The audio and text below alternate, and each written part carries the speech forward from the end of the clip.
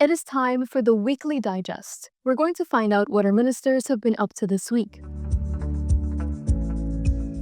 The Ministry of Health on Saturday morning launched the National Electronic Health Record (EHR) system at the Festival City Polyclinic at North Rumvelt, Georgetown.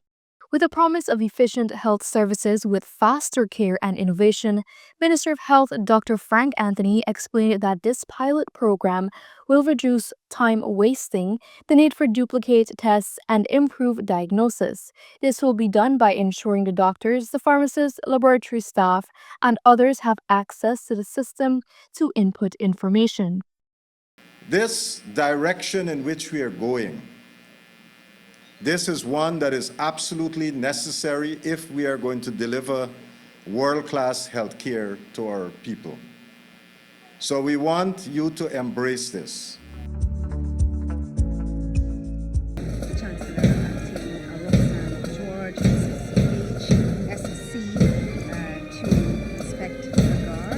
The ceremonial opening of the law year 2026 was held at the High Court in Georgetown on Tuesday. May it please your honors.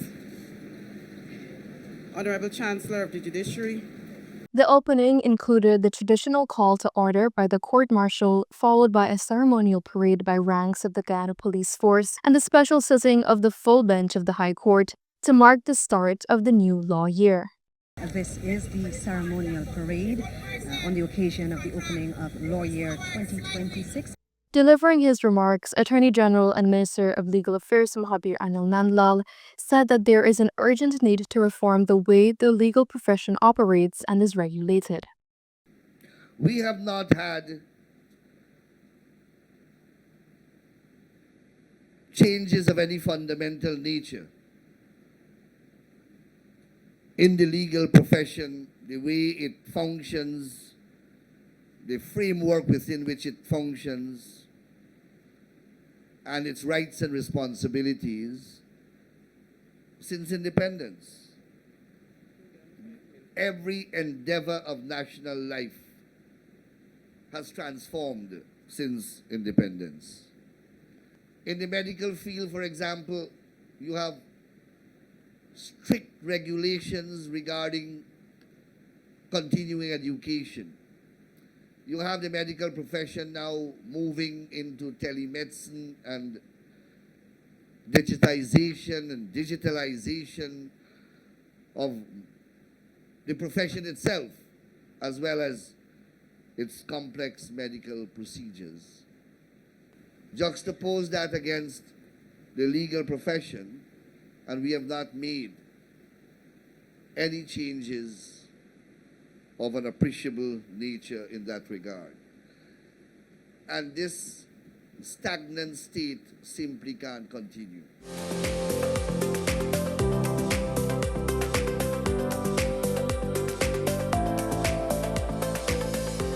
The opening of the law year 2026 featured all judges of the Supreme Court, including the High Court, the Full Court, and the Court of Appeal. This was the scene at the Everest Cricket Club on Monday.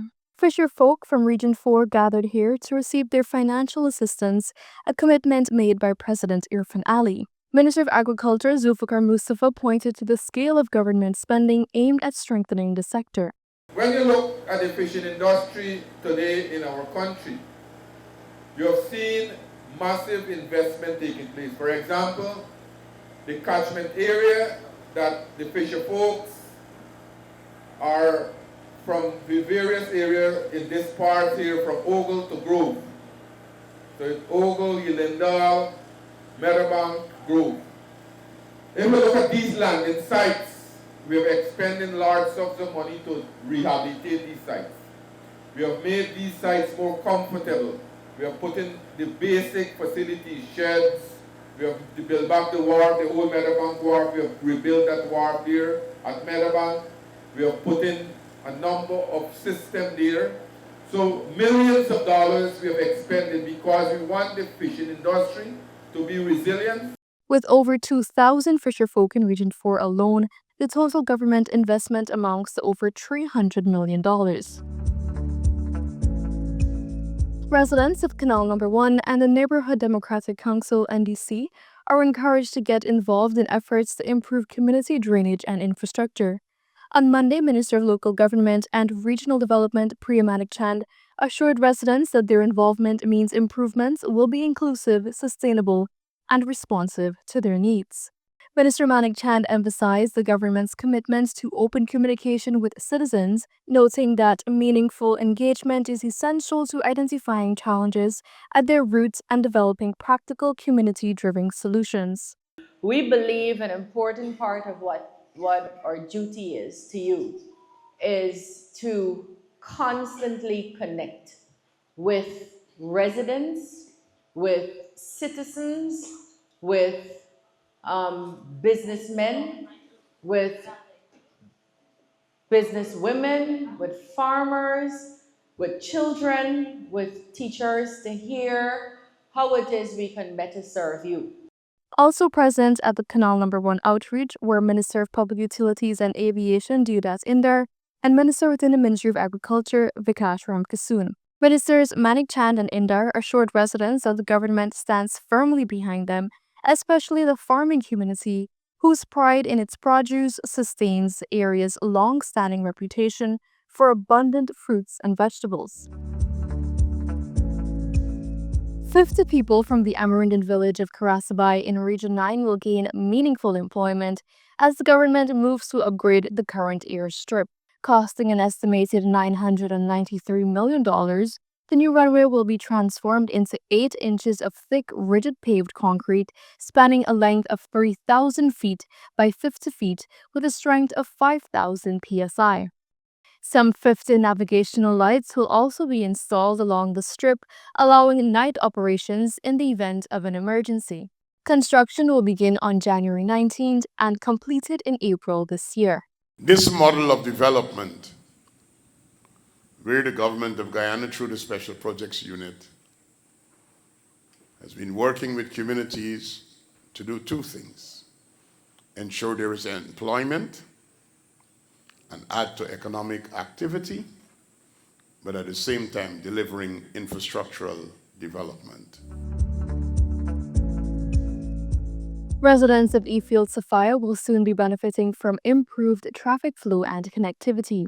That's because the main access road spanning from Dennis Street to Blacka is being upgraded. This critical artery will connect residents and commuters to the new Cummings Lodge housing scheme, Aberbarker, Eccles, and beyond. Minister of Public Works Bishop Juan Edgel said the project, which began in September 2025, is now 38% completed and is scheduled to be done by July.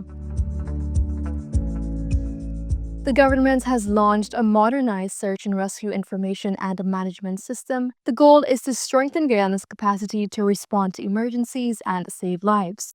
The system, installed at the Tamari Control Tower Complex, was implemented in collaboration with the Guyana Civil Aviation Authority, GCAA.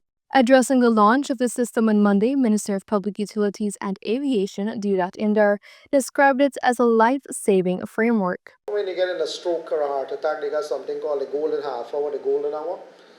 That is the time between where you can save a life and you can lose a life. That is what the reduction in time does to the process. It makes sure that you have every information quick so you can deploy asset faster. You have a plan faster in place to implement to have the rescue mission become a success or a failure.